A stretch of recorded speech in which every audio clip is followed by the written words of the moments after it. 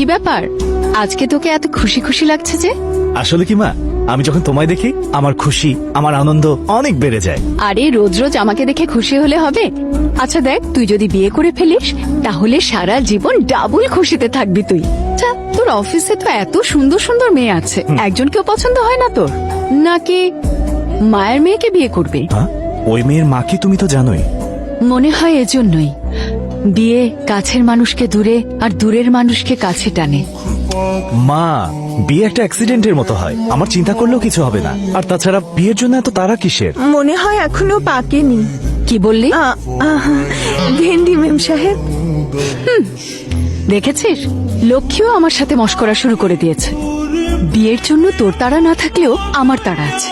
তোকে একটা মেয়ের হাতে তুলে দিয়ে আমি আমার দায়িত্ব থেকে মুক্তি পেতে চাই। এই ডায়লগ তো মেয়েদের ক্ষেত্রে ব্যবহার করা হয়। আমার জন্য ছেলে